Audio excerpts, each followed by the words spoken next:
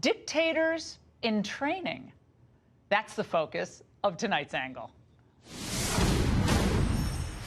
All right, after watching this week's shows, many of you are probably wondering how on earth the party of FDR and JFK turned so hard left so fast.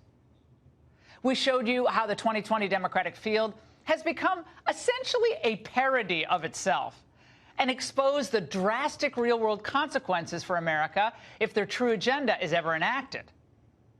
But now, to move forward, we need to back up just a little bit to the liberal elite's tedious refrain about Trump that we've heard ad nauseum for more than 2 years.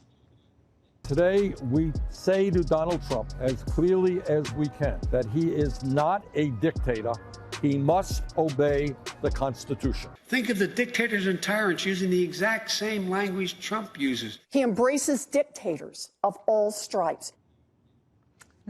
This is a case study in self-projection. They accuse Trump of something of which they themselves are actually guilty. Well, tonight, we will irrefutably demonstrate that 2020 Democrats like Elizabeth Warren and Bernie Sanders are much more than just socialist crusaders. They're dictators in waiting. Following their ideas to their logical conclusion, we see that liberals are no longer determined to raise your standard of living. They're determined to control nearly every aspect of your life. And this impulse was on full display during CNN's Marathon Climate Change Forum. 7 endless hours filled with enough gas to burn clear through the ozone layer. Democrat candidates eagerly touted multi-trillion-dollar plans and promised that the pain and discomfort that was going to come would be necessary for planetary health. There will be a transition. There will be a transition, and there will be some pain there. We're going to have to ask people to understand that we have got to make those changes now, even though they may be a little bit uncomfortable, for the sake of future generations. The little bit uncomfortable. Well, yeah, the government's going to control how and when you travel, eventually where you set your thermostat, et cetera, et cetera. But they insist, or more accurately, they demand that Americans abandon all new advances in drilling, in oil and gas exploration. There's no question I'm in favor of banning fracking. So, yeah. Banning extractive oil fracking from public lands, going after the drilling and licensing, stopping them from our coasts. You said stop new oil and gas drilling on federal lands. Yes. You hear it, Booker, going after their licenses. Has he ever been to a fracking rig? I have. Doesn't know what he's talking about. We're going to get into that in a few minutes. The average price, by the way, of a gallon of gas in America today is about $2.57. It's really good. I mean, that's like a tax cut on every mile we drive and every product we buy. It's great news for Americans because after decades of reliance on the Middle East for oil, our nation is now nearly energy independent. But if Democrats have their way and they follow the UN's lead, all Americans could be paying a hell of a lot more. And, of course, the rich, though, they wouldn't really feel that gas prices because, no, middle America will feel it all. Yeah, of course, they would. But it's not just about dictating energy sources. Democrats want to dictate your diet as well. Should Americans change their eating habits and eat less beef? It's good for the environment. It's good for your health if you eat less meat. I love cheeseburgers from time to time. But there has to be also what we do in terms of creating incentives. Would you support changing the dietary guidelines? Yes. You know, the food pyramid, what people yes. to reduce red meat specifically. Yes, I would. Does she have an exercise tape out, too? I mean, this is just ridiculous. Kamala Harris isn't only, though, interested in what you eat, but how you drink. Do you ban plastic straws? I think we should.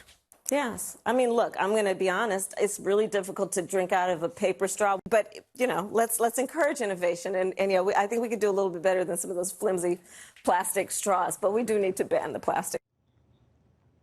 This is a paper straw, by the way. It is hard to drink out of. The Democrat dictators, they don't stop there.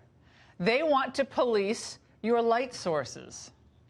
Should the U.S. government have a say on what kind of light bulbs we use? You know, these light bulbs are manufactured. They intentionally burn out, so there's an industry, and we replace them over and over again. So if anything, we should be pushing regulations that make it so that our light bulbs consume less energy and need to be replaced less often.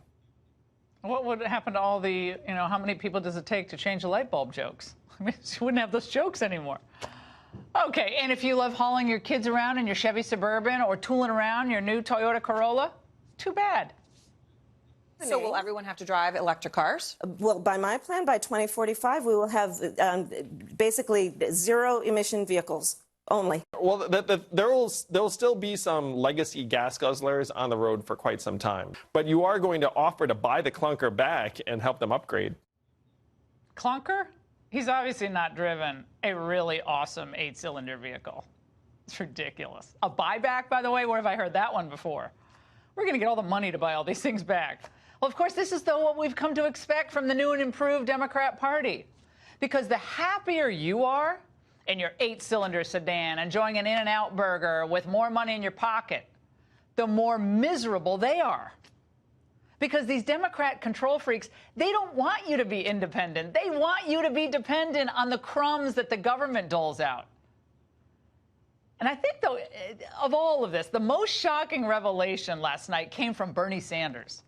Because more than just dictating your transportation and your home lighting, they will eventually seek to control how many children you have.